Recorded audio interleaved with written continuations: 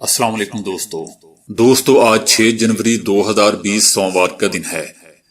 دنیا کی سب سے بڑی اور بہترین اپڈیٹس میں آج آپ سنیں گے کہ ایران نے سرخ پرچم لہرا کر باقاعدہ جنگ کا اعلان کر دیا۔ ایران ہم سے انتقام اتنا لے جتنی ہم نے کارروائی کی ہے۔ امریکہ عراق میں امریکی اڈوں پر میزائل اور راکٹ حملے مسلسل جاری ہیں۔ ایران میں 52 مقامات نشانے پر ہیں۔ امریکہ جہاں بھی موقع ملا امریکیوں کو نہیں چھوڑیں گے۔ ایران امریکی صدر ٹرمپ کی نئی بڑھ کا جواب ایرانی ہیکرز نے دے دیا۔ ایران امریکہ کشیدگی کے تناظر میں حسب توقع برطانیہ بھی میدان میں آ گیا۔ 2 جنگی بیڑے روانہ۔ جنرل قاسم پر حملے کے خلاف امریکی عوام کی سڑکوں پر آ کر شدید مخالفت۔ ایرانی صدر کا ترک صدر رجب طیب اردگان سے ہنگامی رابطہ۔ ایران نے اگر حملہ کیا تو جواب انتہائی پھرتی سے ہوگا جو پہلے کبھی دیکھا نہ سنا۔ ٹرمپ بین الاقوامی قوانین کے تحت ایسے کسی کو جان سے مار دینا کیا قانونی ہے؟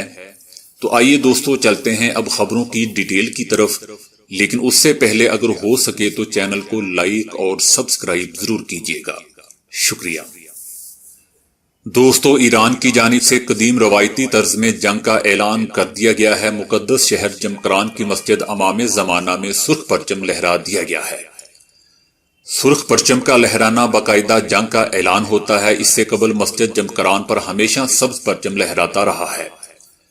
قدیم فارس اور عرب روایات میں سرخ پرچم جنگ جاری ہونے کی علامت کہلاتا ہے۔ جمکران شہر کی یہ مسجد انتہائی اہمیت کی حامل ہے۔ یہ مسجد امام مہدی سے منسوب سمجھی جاتی ہے۔ اس مسجد پر اس سے قبل کبھی سرخ پرچم نہیں تھا، تاہم قاسم سلیمانی کے قتل کے بعد اس مسجد پر سرخ پرچم لہرا دیا گیا ہے۔ جھنڈا لہرانے کی تقریب ایران کی اپنے کمانڈر کا بدلہ لینے کی سنجیدگی کا مظہر ہے۔ جھنڈا لہرانے کی تقریب براہ راست سرکاری ٹیلی ویژن پر دکھائی گئی۔ ایرانی ثقافت میں سرخ جھنڈا نہ صرف ناانصافی پر مبنی قتل کی علامت ہے بلکہ مقتول کا بدلہ لینے کے عزم کا بھی مظہر سمجھا جاتا ہے۔ ایرانی روایت کے مطابق حضرت امام حسین رضی اللہ تعالی عنہ کی شہادت کے بعد کربلا میں ان کے مزار پر یہ جھنڈا لہرایا گیا تھا اور اس کے بعد ابھی تک وہاں لہرا رہا ہے۔ جبکہ دوسری جانب ایرانی بریگیڈیئر جنرل رمضان نے کہا ہے کہ ایرانی جنرل قاسم سلیمانی کے قتل پر امریکہ کی خوشی جلد سوگ میں تبدیل کر دیں گے۔ دوستو ادھر امریکہ نے ایرانی سفارت خانے کو پیغام دیا ہے کہ اگر ایران نے انتقام لینا ہے تو اتنا لے جتنی ہم نے کارروائی کی ہے۔ ایرانی وزیر خارجہ نے ایک انٹرویو میں بتایا کہ امریکہ نے ہمیں یہ پیغام پہنچایا ہے، لیکن اس کے جواب میں ہم نے امریکہ کو سنگین نتائج کا پیغام بھجوا دیا ہے۔ ایرانی جنرل قاسم سلیمانی کے قتل کے بعد عراق سے ملحق سرحد پر ایرانی لڑاکا طیاروں کی پروازیں جاری ہیں۔ امریکہ بھی مشرق وسطی میں مزید 3000 فوجی بھیجنے کی تیاری کر رہا ہے، جبکہ اسرائیل نے شام اور لبنان سے ملحقہ اپنی سرحد پر سیکیورٹی بڑھا دی ہے۔ ایران نے کہا ہے کہ امریکہ نے بہت بڑی غلطی کر دی ہے۔ یہ بھی یاد رہے کہ گزشتہ روز جنرل قاسم سلیمانی کی ہلاکت کے ٹھیک 24 گھنٹے بعد عراق میں ایک اور فضائی حملے میں 6 افراد ہلاک ہو گئے تھے۔ دوستو ایران امریکہ صورتحال سنگین ہو چکی ہے۔ شمالی بغداد میں امریکی فوجی اڈے پر 2 راکٹ فائر کیے گئے جس سے 5 افراد زخمی ہو گئے ہیں۔ فوجی اڈے میں امریکی فوجی تعینات تھے۔ عراق میں امریکی فوجی ٹھکانوں پر حملے شروع ہو گئے ہیں۔ بغداد میں امریکی سفارت خانے پر اور فوجی اڈے پر راکٹ فائر کیے گئے ہیں جس سے متعدد فوجی زخمی ہونے کی اطلاعات ہیں۔ فوجی اڈے میں امریکی فوجی موجود تھے۔ ادھر عراقی شہر موصل میں بھی امریکی فوجی اڈوں پر دھماکوں کی اطلاعات ہیں۔ الکنڈی میں موجود امریکی بیس کرد علاقوں میں امریکی فوجیوں کا ایک اہم ٹھکانہ ہے۔ عراق میں بھی اس حملے کے بعد امریکہ مخالف جذبات شدت اختیار کر گئے ہیں، کیونکہ کمانڈر ابو مہدی بھی عراق میں انتہائی مقبول کمانڈر تھے جو جنرل قاسم کے ساتھ امریکی حملے میں مارے گئے تھے۔ عراقی پارلیمنٹ نے آج ہنگامی اجلاس طلب کر لیا ہے۔ اجلاس میں امریکی اور دیگر غیر ملکی فوج کے فوری انخلاء کی قرارداد پیش کیے جانے کا امکان ہے۔ دوستو امریکی صدر ٹرمپ نے کہا ہے کہ ایران میں 52 مقامات امریکی میزائلوں کے نشانے پر ہیں، جن میں سے کچھ ایران اور ایرانی ثقافت کے لیے بہت اہم ہیں۔ انہوں نے مزید کہا کہ ہم مزید ایرانی دھمکیاں سننا نہیں چاہتے۔ اگر ایران نے امریکی تنصیبات پر حملہ کیا تو اس کا جواب دیں گے۔ ٹرمپ نے کہا کہ اگر ایران نے ہماری تنصیبات پر حملہ کیا تو ہم بھی ایرانی تنصیبات پر حملہ کریں گے۔ ٹرمپ نے مزید کہا کہ 1979 میں ایران میں 52 امریکیوں کو امریکی سفارت خانے میں یرغمال بنا لیا گیا تھا۔ امریکہ اب مزید خطرہ نہیں چاہتا۔ دوستو، ادھر پاسداران انقلاب کے کمانڈر جنرل غلام علی ابو حمزہ نے اپنے ایک بیان میں کہا ہے کہ جہاں بھی موقع ملا امریکیوں کو نہیں چھوڑیں گے۔ امریکیوں کو جنرل سلیمانی کے قتل کا جواب دینا ہوگا۔ جنرل غلام علی ابو حمزہ کا کہنا تھا کہ آبنائے ہرمز میں امریکی جنگی جہاز اور اسرائیلی دارالحکومت تل ابیب سمیت 35 تنصیبات ایران کے ہدف پر ہیں، جبکہ ایرانی وزیر خارجہ جواد ظریف نے کہا ہے کہ 24 گھنٹے قبل مسخر مائک پومپیو نے جس نے چہرے پر سفارتکاری کا نقاب چڑھا رکھا ہے، کہا تھا کہ جنرل قاسم سلیمانی کی شہادت پر عراقی شہروں میں عوام خوشی کا رقص کر رہے ہیں، جبکہ آج لاکھوں کا مجمع اس کا جواب ہے۔ انہوں نے مزید کہا کہ یہاں سے امریکہ کی منحوس موجودگی کا خاتمہ شروع ہو چکا ہے۔ دوستو، امریکی صدر ٹرمپ کی نئی بڑک کا جواب ایرانی ہیکرز نے دے دیا ہے۔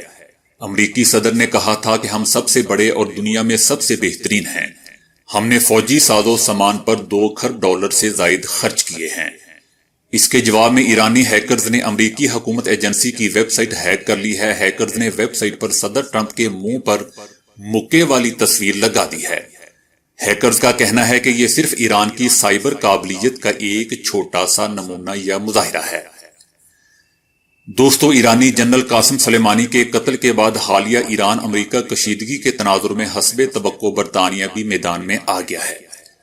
برطانوی حکومت نے 2 جنگی بیڑے خلیج فارس روانہ کر دیے ہیں۔ برطانوی وزیر اعظم بورس جانسن نے اپنی چھٹیاں بھی منسوخ کر کے وطن واپسی کا اعلان کیا ہے۔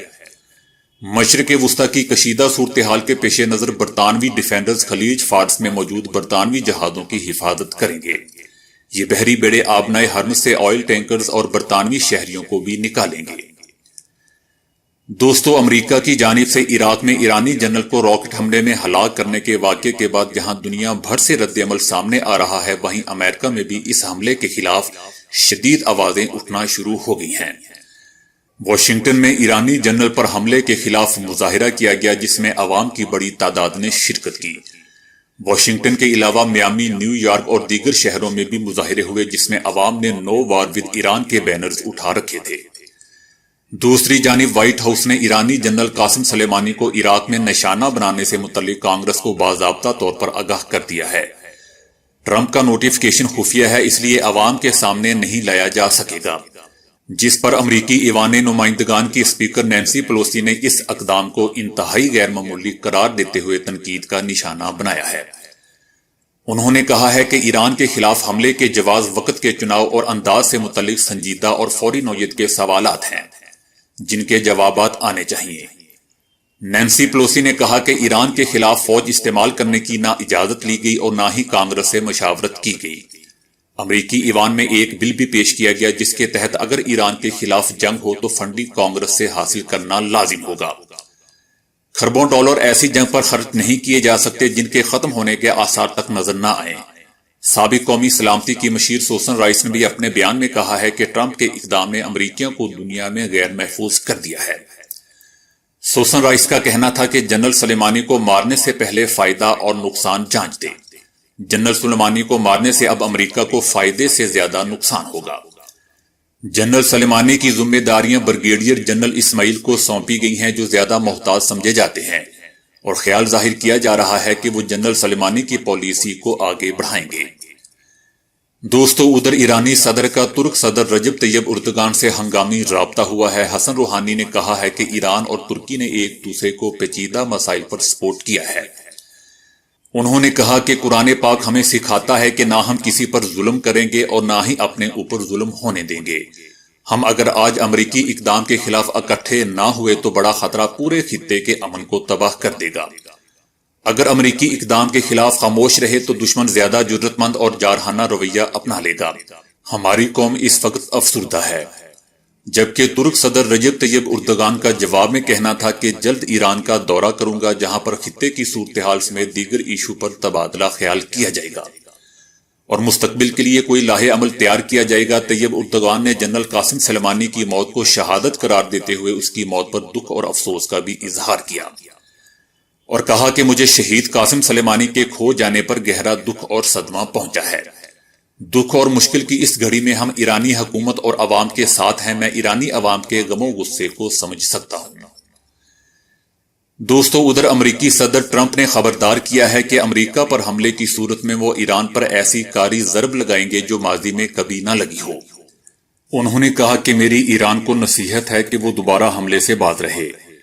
حملے کی صورت میں ان پر ایسا وار ہوگا جو ماضی میں کبھی نہ ہوا ہو۔